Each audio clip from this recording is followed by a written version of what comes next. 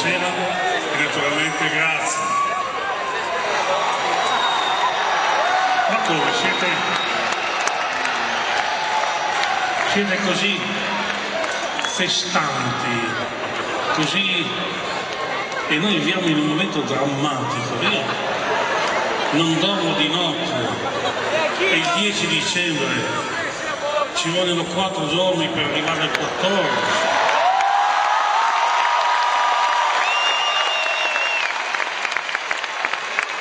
4 giorni di sofferenza, di passione, di non so.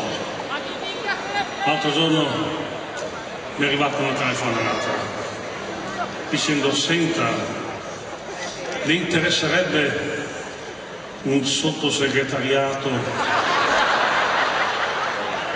Dico, ma un momento, sottosegretariato, io faccio canto, non faccio...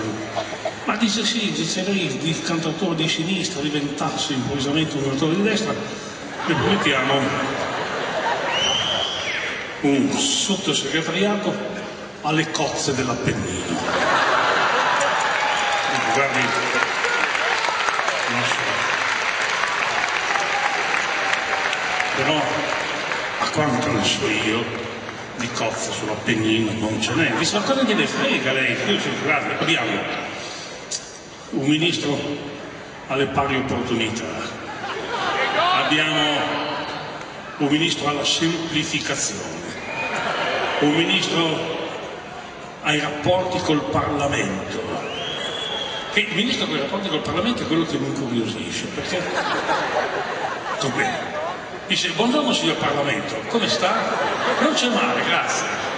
E la sua signora? Beh, non c'è male, ha avuto un po' di raffreddore ultimamente, ma sta bene.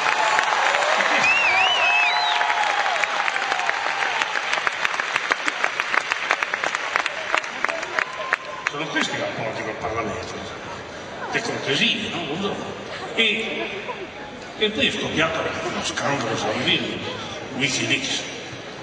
Hanno detto che Berlusconi, il signore là, adesso non fa nomi,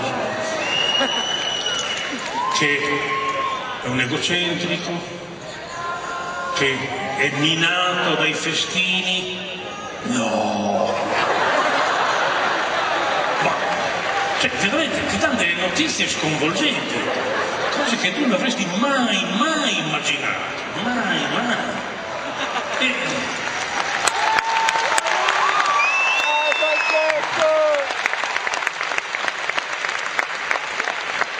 Lei flaco, mi lasci parlare. Lei stia zitto, mi lasci parlare. Lei ha parlato fino adesso tocca a me parlare. Non mi interrompa per cortesia. Lei ha parlato fino adesso. Scusate, ma guardo troppi talk show. E un'altra cosa che volevo dire prima di iniziare la nostra tragedia serale di musica e canzoni da ballo, come è noto, è che non ne posso giù più del Natale. Io sono angosciato. Fra poco cominceranno il giorno di Ferragosto. Non se ne può più di panettoni, di pandoro, di nocciolati. Non solo, i telefonini dove tutti telefonano a tutti, non oso immaginare le trappole orrende. Parli con tutti a 0 lire, poi ti inserisci su internet e poi ti danno anche dei soldi. È bestiale. La pubblicità natalizia mi uccide, ma non solo. A parte il fatto che io ormai sono nostalgico della vecchia pubblicità delle signore, che se fosse una donna io mi incazzerei come una vespa, di quelle che hanno il problema delle leggere tracce di urina. Ma siamo scherzando? Ma siamo diventati matti.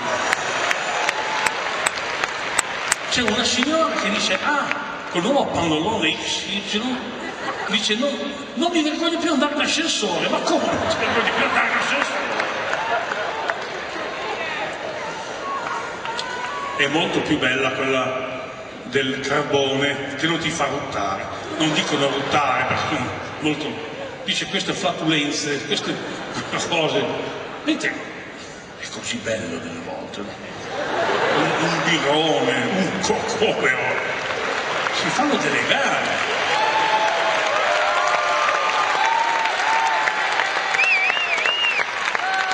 In certi ambienti della Lega poi io conoscevo uno che sapeva dire, giuro, Maria una grappa col latte per favore, che è un genio, e poi ci sono quelli commoventi che vanno a recuperare il prezioso vaso antico, che li fanno morire, che poi tornano a casa e lui fa anche questo gesto qua per dire come è stato difficile.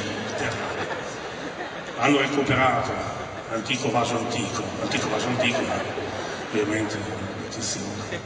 E poi torna indietro quel prezioso vaso antico e lo affidano a Bondi. E mi è caduto.